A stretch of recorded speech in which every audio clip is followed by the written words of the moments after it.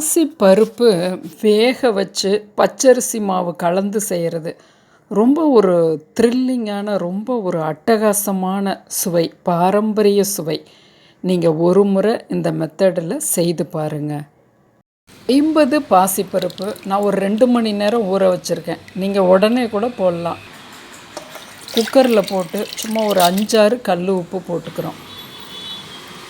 இதை நான் ஒரு விசில் விட்டு எடுத்தேன்னா போதும். நீங்கள் உடனடி போட்டிங்கன்னா ஒரு 4 விசில் விடுற மாதிரி இருக்கும். கொஞ்சமாக மஞ்சப்பொடி. இப்போ நம்ம அது வெந்து வர்றதுக்குள்ளே பெரிய வெங்காயம், பச்சை மிளகா, கருவேப்பிலை இதெல்லாம் அரிஞ்சு வச்சுக்கலாம். குக்கரை நீக்கி பார்க்குறோம். பாருங்கள், இந்த அளவுக்கு நல்லா அந்த பருப்பு மிதக்க தண்ணி விட்டுருந்தோமா நல்லா ஸ்மேட்ச் ஆகி இருக்கும். நான் வேறு 2 மணி நேரம் ஊற வச்சுருந்தேன். நல்லா மாவாக கரைஞ்சி வந்துடும். ஜீரகம், பெருங்காயம், உப்பு போட்டுக்கிறோம், கலந்து கொடுக்குறோம்.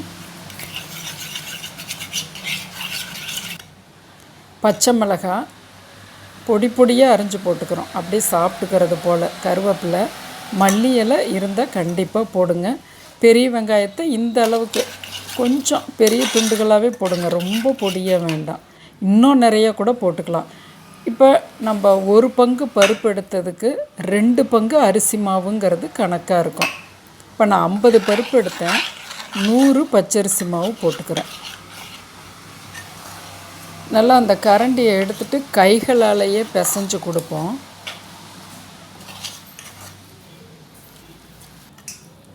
காய்ச்சின எண்ணெய் 1 டேபிள் ஸ்பூன் எண்ணெய் போட்டுக்கிறேன்.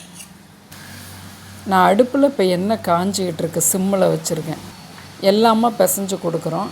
நான் கொஞ்சம் பச்சை மிளகாய் பத்தாதுன்னு நினைக்கிறேன். கொஞ்சம் வரமிளகாய் பொடியை போட்டு அதில் தண்ணி போட்டு பிசையும் போது நல்லா கோட்டாயிக்கும்.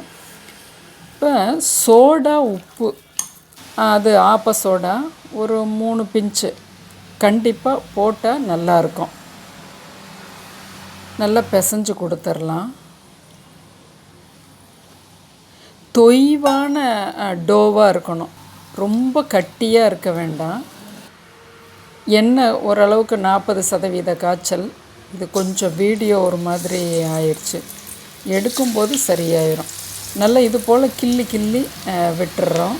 சின்னதாக ஒரு பெரிய நெல்லிக்காய் சைஸ் ஒரு 40% ஃப்ளேம்லேயே அப்படியே ஒரு கம்பியில் தொலாவி விட்டிங்கன்னா நல்லா உப்பி மேலே வந்துடும். ஒரு 2லேருந்து 2.5 நிமிஷத்தில் திருப்பி விட்டுறலாம்.